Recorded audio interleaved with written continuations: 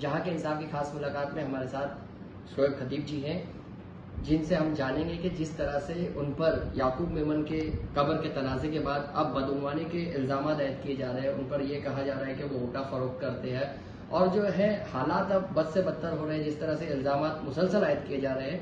शोएब जी बताएं कि क्या है पूरा मामला, और ये जो इल्ज़ाम जो ट्रस्टी थे, पुराने ट्रस्टी थे ये जजीर नौरंगे और परवेज सरकारे, ये दोनों ट्रस्टियों ने आप पर इल्ज़ाम लगाया है, तो क्या इनकी मामला है और कब ये ऐसे मामला किए थे आपने जो आप पर इल्जाम लगाए जा रहे हैं? देखिए, सबसे पहले तो ये सारे इल्जाम के लिए मैं बिल्कुल सिरे से खारिज करता हूँ।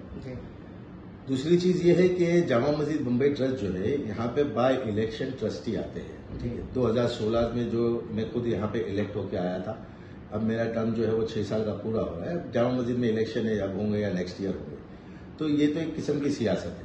दूसरी जो अहम बात है, ये जजीर नौरंगे और परवेज सरकारे के ताल्लुक से 2020 में ट्रस्ट ने इनको एज अ ट्रस्ट से बेदखल किया। उसकी सबसे पहली और सबसे बड़ी वजह यही थी कि इन लोगों के ताल्लुक से एल्टीमार्ग पुलिस चौकी में एक एफआईआर हुई। एफआईआर होने की सबसे बड़ी वजह जो है वो ये थी कि इन लोगों ने याकूब मेमन के ताल्लुक से जो उनके करीबी कजिन भाई या जो भी है रऊफ मेमन, उनके ताल्लुक से बाकायदा कहीं पे ओटे को लेकर कोई डील की थी, जिसके ताल्लुक से उन्होंने उनसे कुछ रुपये वगैरह भी लिए थे, जो उन्होंने बाकायदा राइटिंग में उस वक्त ऑफिशियल कंप्लेंट की थी वो रऊफ मेमन ने। जब वो चीजें सारी ट्रस्ट के सामने आई, उसके बाद में ट्रस्ट ने उसके ऊपर एक इंक्वायरी कमेटी बिठाई। उस इंक्वायरी कमेटी उसके दरमियान में ये जो है याकूब मेमन के जो रिलेटिव है रऊफ मेमन, इन्होंने बाकायदा मुंबई के सारे डिपार्टमेंट में भी इनके ताल्लुक से कंप्लेंट की। इन लोगों ने क्या किया कि इन लोगों ने उससे जो भी मामला तय करते हुए कहीं दूसरे लोग अंजुम और फैयाज करके कोई 2 बंदे हैं, उनके साथ में भी उस ओटे को लेकर कहीं पे कोई मामला तय कर लिया और उनसे पैसे लिए। ये सारी चीजें ट्रस्ट के इल्म में नहीं थी। जब इन पर एफआईआर हो गई और सारे जब ट्रस्ट को बाकायदा इनकी तरफ से खुतूत ऑफिशियल आने लगे कि ट्रस्टियां आपके बदउनवान के अंदर और ये सारी चीजों में मलूस है और आपके ट्रस्टियों पे एफआईआर हुई है, उसके बाद में ट्रस्ट ने इनको ट्रस्टी एज अ ट्रस्टीशिप से बेदखल कर दिया। ये लोग जो चीजें करते थे, ये जाली रसीदें बनाकर दिए इन लोगों ने। मैं रोकना चाहूंगा कि आप पर भी उन्होंने इल्जाम लगाया कि याकूब मेमन की जो कब्र का मामला है, वो तनाजा जो है वो आपसे जुड़ा हुआ है। नहीं, मुझसे कैसा जुड़ा हुआ है? आप भी जो है वो इंटरनली उनसे जो है बातचीत करते थे, आपके साथ उनके जो रिलेटिव्स हैं। मैं तो तकरीबन सारे मुंबई के सारे लोगों से बात करता हूँ, एज अ चेयरमैन हूँ। मेरे पास सारे लोग आते हैं बात करने के लिए, ट्रस्ट की किसी भी उम्र पे बात करने के लिए। आप भी आएंगे तो मैं उसको मना नहीं करूँगा। जब ये सब चीजें हुई उस वक्त ना मैं ट्रस्टी था, और ना जब याकूब मेमन को दफनाया गया उस वक्त भी मैं ट्रस्टी थी। जब वो चीजें, और सबसे अहम बात मैं ये बता दूं कि उस कब्र के अंदर याकूब मेमन की सिर्फ अकेले की कब्र नहीं है, उसमें जनरल 17 कब्रें हैं और उसके अंदर कंटिन्यू जो एज पर गाइडलाइन बीएमसी की तकफीन की है कि इतने महीने के बाद या इतने साल के बाद खोला जाए, तो उस जगह को कंटिन्यू अब तक के हमने 27 लोगों की तकफीन हो चुकी है। अब तक 27 लोगों, उसके सारे रिकॉर्ड है हमारे पास, बीएमसी के जो प्रमाण पत्र मिलता है दफनाने के लिए, वो सारी चीजें हैं। तो एक तो ये इशू अलग है। ओटा कब बना था? हाँ, ये तो 2016 में बना हुआ ओटा है, ठीक है ना। 2015 में याकूब मेमन के जब तदफीन दफन हुए, उसके बाद में 2016 में उनके उस याकूब मेमन के भी रिलेटिव ने उस कब्र के अंदर, जो उस हड़वाड़ के अंदर दूसरे कुछ लोग मदफून हैं, और उस मदफून के अंदर उन लोगों ने एक एप्लीकेशन फाइल की कि ये दीवारें टूट गई है, मिट्टी बाहर आ रही है, वहां झाड़ का इशू था। उस वक्त ये चीजें, उस वक्त ट्रस्ट ने उनकी एप्लीकेशन आने के बाद में 2016 में क्या मामला हुए तो उस वक्त मैं ट्रस्टी नहीं था। मैं 2016 दिसंबर में ट्रस्टी बना। उससे पहले क्या चीजें थी, क्या ट्रस्ट ने की थी, या क्या उन लोगों के साथ में क्या मामला हुए थे, या कब्र की उस वक्त क्या हालत थी, उसके वीडियो वगैरह पुराने हमारे पास सारे रखे हुए। तो उसमें ना हमारा कोई दखल था ना कुछ चीज था। लेकिन अब जामा मस्जिद में इलेक्शन आने वाले हैं और ये पॉलिटिकल मुद्दा बनाने की कोशिश की जा रही है।